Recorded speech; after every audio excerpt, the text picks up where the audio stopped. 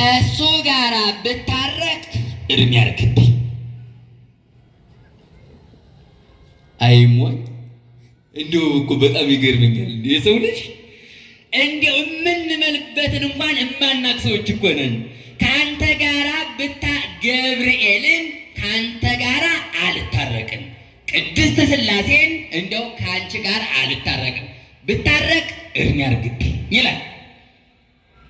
ከዛ ሽማግሌ ይመጣል።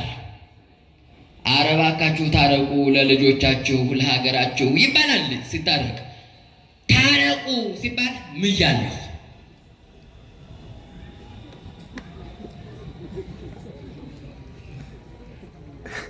እንዲሁ የልዑል እግዚአብሔር አምላክ ቤተሰቦች እንዴት ምን አይነት ኃጢአት ላይ እንደምንወርቅ ታያላችሁ። ከኃጢአት ወደ ኃጢአት እንደምናልፍ እንደዚህ እንዳትሉ ክርስቲያኖች። አሁን በዚህ መስመር መሐላው ፈርሶ እርቁ ከሚሆን እንደገና ደግሞ መሐላው ጸንቶ እርቁ ከሚፈርስ ማንኛው ይሻል ይመስላችኋል? እንደው እናንተ ላይ ማሯችሁ እንዴት ትረዱታላችሁ? ክርስቲያኖች በዚህ አግባብ መሐላው ፈርሶ እርቁ ቢታረቁ ይሻላል። ለምን ከተባለ ሄሮድስ መሐላዬን አላፈርስም ብሎ ቅዱስ ዮሐንስን አስቆርጦታል አይደል? አንገቱን ግን ምን ይላል? እምኀየሶ ለሄሮድስ ይህስ መሐላሁ መያምትር ርእሶ ለዮሐንስ። ለሄሮድስ የቅዱስ ዮሐንስን ዓለም ሁሉ ተሰፍሮ ተቆጥሮ አንዲቱን የራሱን ፀጉር የማታል የቅዱስ ዮሐንስን ራስ ከሚያስቆርጥ መሐላውን ባፈረሰ ይሻለው ነበር ይላል። እኛ ከነገሌ ጋር አንታረቅም ብለን የማን ሰዎች እዚህ በእርግጠኝነት ብዙዎች ነን። የመጀመሪያ ደረጃ አልታረቅም ተብሎ ይማላል እንዴ? ይማላል እንዴ? እንደው በማንኛውም እንደው አልታረቅም ይባላል? አልታረቅም ተብሎ ይማላል? አይማልም። ስለዚህ ቢማል ደግሞ ስህተት ነው።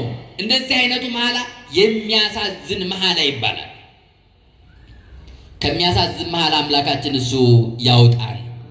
በእርግጥም እንዳንመልሱ ይጠብቀን ክርስቲያኖች። ስለዚህ ለእኛ እንኳን መታረቅ በጣም ዋጋ አለው ነው። ሁለተኛ ደረጃ ከእግዚአብሔር ጋር ብንጣላ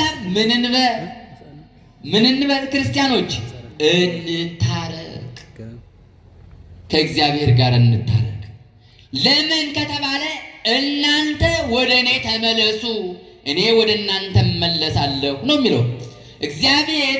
ለእርቅ ወደ እርሱ ስንመጣ እገሌ ገሌ ሽማግሌ ይምጣ ወይም ደግሞ እኔ አልታረቅም አይልም እግዚአብሔር።